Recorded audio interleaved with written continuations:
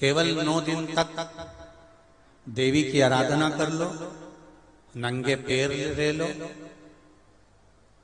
थोड़ा सा साबूदाना का फरियाल कर लो, मोरधन, चिप्स, पापड़ ये खा लो, या किसी देवी जी के मंदिर में जाकर नंगे पैर झंडा उठा के, ध्वजा उठा के, चुंदड़ी पकड़ के माता जी के मंदिर तक चले जाओ। क्या केवल नवरात्रि का मतलब यही है?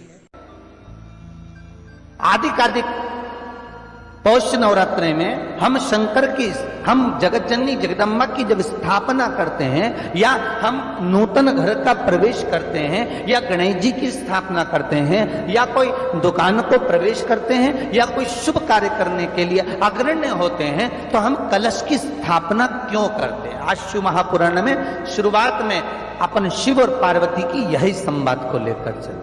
आखिर कलश में ऐसा क्या है? कलश के अंदर आखिर ऐसा क्या विराजमान है कि 33 कोटि देवता उस कलश के अंदर आकर बैठ जाते हैं? महाराज, आप कोई यज्ञ करने जा रहे हो, आप कोई पोथी पुराण करने जा रहे हो, आप कोई अच्छा कार्य करने जा रहे हो, तो ब्राह्मण देवता कह देते कलश की स्थापना होगी, कलश की शोभा यात्रा निकलेगी, कलश यात्रा निकलेगी, कलश विराजमान होगा। और नवरात्रि में भी देवी की आराधना का एक स्मरण का सुख है महाराज। ज्योत का विधान है, नवरात्रि में देवी की ज्योत लगती है, अखंड ज्योति लगती है, जवारे बुआए जाते हैं, कलश लगता है। ज्योत का भी विधान है, जिसके यहाँ दिया अखंड जलाया जाता है, अगर वो दिए की लो, दिए की बाती अगर दक्षिण दिशा की होती है, तो उसके घर में साल भर में एक घात जरूर होती है। जो दिया अखंड जलता है, उसकी बाती का मुख दक्षिण का नहीं होना चाहिए। अगर आपने देवी भागवत का स्मरण करा हो, देवी भागवत को अगर सुना हो, तो देवी भागवत में स्पष्ट किया गया कि पूर्व की ओर मुख करा हुआ दिया, अर्थात पूर्व की ओर ज्योत जो जलाई जाती है, वो संपदा की वृद्धि करती है। पश्चिम की ओर मुख कर कर जो ज्योत लगाई जाती है महाराज, वो बेबहू को देती है। और उत्तर की ओर जो मुख कर कर ज्योत जलाई जाती है, उत्तर की ओर जो ज्योत का मुख रहता है, वो आयु की वृद्धि करती है, घर में अकाल मौत को रोकती है। तत्व का जो भाव तत्व है उसको भी अच्छे से समझ लेना। दक्षिण की ओर ज्योत ना लगा, अगर आपको लगाना है पूरब की लगाए, पश्चिम की लगाए, या उत्तर की। और जितने दिन महारानी जगदम्बा जगत धात्री दुर्गा भवानी, अब की बार माता जी घोड़े पर आई है। हर बार देवी बदल बदल के आती है, इस बार जो नवरात्रे आए वो घोड़े के आए। तो घोड़े पर जो देवी जी आती है, वो समृद्धि को देने वाली आती है, लक्ष्मी की वृद्धि करने वाली आती है। जैसी घोड़े की रफ्तार होती है, उस रफ्तार से लक्ष्मी घर में आती है। तो ये मत सोचना कि कोरोना महामारी ने हमको नीचे गिरा दिया, या कोरोना महामारी ने रोक दिया, कमाई के स्रोत रोक दिए, धन रोक दिया। चिंता मत करना, मेरी मां जगत जननी दुर्गा भवानी अब की बार घोड़े पर आई है। साल भर में इतना धन दे देगी कि आपने पीछे के 4 साल में नहीं कमाया होगा, इतनी मेरी मां भंडार भर दे। शंकर भगवान को पूर्णता में देने वाला और शंकर भगवान के द्वारा संकट हरने वाला एक फल, वो कहलाता श्रीफल। उस श्रीफल में, उस फल में, उस नारियल में 3 नेत्र होते हैं। नारियल का जहां जटा होती है, जहां से पकड़कर फोड़ते हैं, उसके उस तरफ देखेंगे 3 नेत्र मिलेंगे, 3 छिद्र मिलेंगे, वो 3 चक्षु हैं। शंकर के 3 नेत्र हैं। और कितना सुंदर लिखा है महाराज, स्कंद पुराण के अंतर्गत वर्णन किया है, भविष्य पुराण के अंतर्गत स्मरण किया है। जितने भाई बहन सुन रहे हैं बड़े ध्यान से सुनना महाराज। श्रीफल जो नारियल आप कलश पे रखते हो, जो नारियल आप मंदिर में ले जाते हो, पूजन करते हो, तो 3 चक्षु नारियल, 3 नेत्र वाला नारियल, अर्थात नारियल की जहाँ जटा होती है वहां उसके 3 नेत्र होते हैं। तो महाराज शिव पुराण कहती है, स्कंद पुराण कह रही है, तो उसको शुक्रवार पढ़े, तो शुक्रवार वाले दिन उस नारियल को एक बेलपत्री के साथ में महाराज अंदर तिजोरी में या अलमारी में या आपकी जहां बरकत होती है, दुकान का जहां व्यापार व्यवसाय चलता है, अलमारी होती है या गुल्लक होती है या तिजोरी होती है या अलमारी होती है, उसमें उसको रख दिया जाता है। उसको रखने के बाद में दूसरा दिन और शनिवार के दिन उसको निकाल लो, और निकालने के बाद उसको पूरे घर में घुमाने के बाद में श्री गणेश जी के मंदिर में, जो भी तुम्हारे घर में, तुम्हारे गांव में, तुम्हारे नगर में जो गणेश जी का मंदिर हो, उस मंदिर में ले जाकर उसको रखी आई। वहां से मात्र एक दुर्बा लेकर आई, गणेश जी महाराज की चढ़ी हुई केवल एक दुर्बा, और उस दुर्बा को दरवाजे की देहली पर छुलाकर उस दुर्बा को अपनी अलमारी में, अपनी तिजोरी में उसी दिन रख दो जिस दिन लेकर आए महाराज।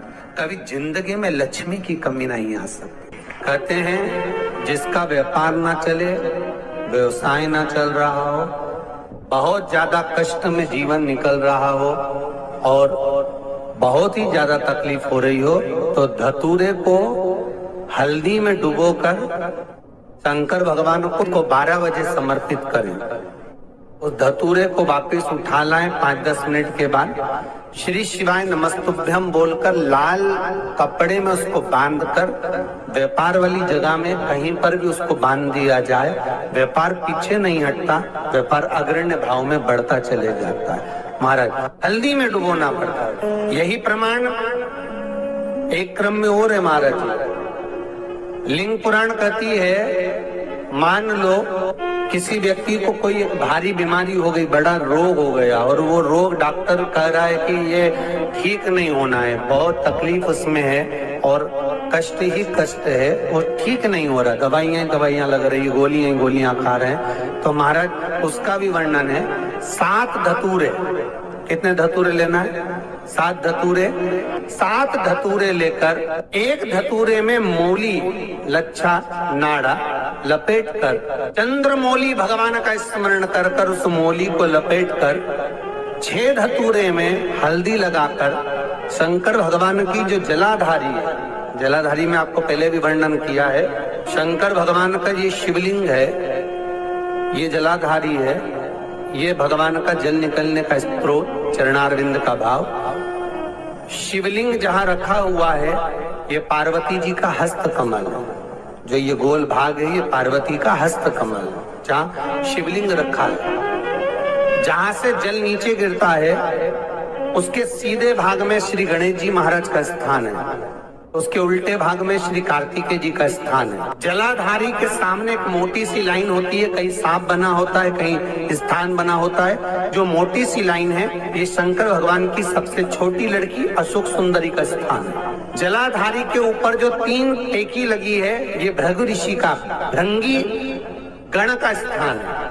इसके ऊपर जो कलश है, कलश में जो पानी भरा जाता है वो पानी जो बूंद बूंद नीचे गिरता है, ये शंकर भगवान की 5 लड़कियों का स्थान है। जया, विषहरा, सामरीबारी, धोतली और देव, ये 5 लड़कियों का स्थान है। शंकर भगवान का संपूर्ण परिवार शिवलिंग के सामने से, जहां से जल चालू होता है गिरने के लिए नीचे की ओर जब जल जाता है, उस स्थान पर भगवान शंकर के सारे गणों का स्थान है। फिर जब जल बहकर सामने की ओर जाता है, जितनी दूर तक जल जाता है उतनी दूर तक भगवान शंकर के उस जल भाग को ग्रहण करने के लिए 33 कोटि देवताओं का स्थान है। इसलिए उस जल को हम लांघते नहीं है, क्योंकि वहां 33 कोटि देवता विराजमान रहते हैं महाराज। तो जो बीमारी डॉक्टर ने बता दी और बहुत बड़ा रोग हो गया और शरीर में कष्ट है, ठीक नहीं हो रहा, चाहे लीवर से जुड़ा हो, चाहे किडनी से जुड़ा हो, चाहे कैंसर से जुड़ा हो,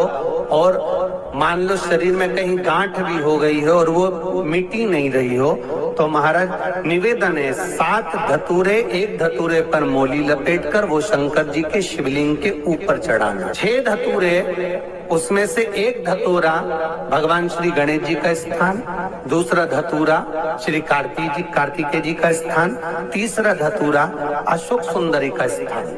महाराज शंकर भगवान की जगदम्बा जी के हस्त कमल के ऊपर एक धतूरा, 5 एक धतूरा जहां से जल नीचे की ओर बहकर जा रहा हो, पानी जिस जगह से नीचे गिर रहा हो बिल्कुल वहीं पर एक धतूरा चढ़ा देना। उस धतूरे को चढ़ाने के बाद वो धतूरा वापस लेकर आना है। अवधूतेश्वर महादेव का नाम लेकर या चंपेश्वर महादेव का नाम लेकर उस धतूरे को जो बीमार व्यक्ति है उसका स्पर्श कराकर बेलपत्री के पेड़ के नीचे पटकवा देना है महाराज। धीरे धीरे रोग में आराम मिलना प्रारंभ हो जाता है, औषधियां धीरे धीरे समाप्त हो जाती हैं और व्यक्ति स्वस्थ हो जाता है। आज भी नियम है, जिस लड़के लड़की का विवाह नहीं हो रहा हो, शादी नहीं हो रही हो, बहुत परेशान हो गए, कहीं मंगल है, कहीं राहु है, कहीं केतु है, कहीं कालसर्प दोष है, कहीं कुछ है, बच्चे बच्ची का विवाह नहीं हो रहा, बार बार देखने आते हैं पर विवाह पक्का नहीं होता, कुछ ना करिए, चंदन की 3 बिंदियां और उस अशोक सुंदरी के स्थान पर आप कर लगवा दीजिए और उसी 3 बिंदी में से थोड़ा थोड़ा सा चंदन जहां पर लड़का लड़की सोते हैं उस कमरे में लगवा दीजिए। 6 महीने के अंदर विवाह पक्का हो जाता। अशोक सुंदरी और अशोक सुंदरी का प्रमाण भी बड़ा सुंदर है। एक बात याद रखिए, अशोक सुंदरी के लिए बहुत सुंदर बात कही है।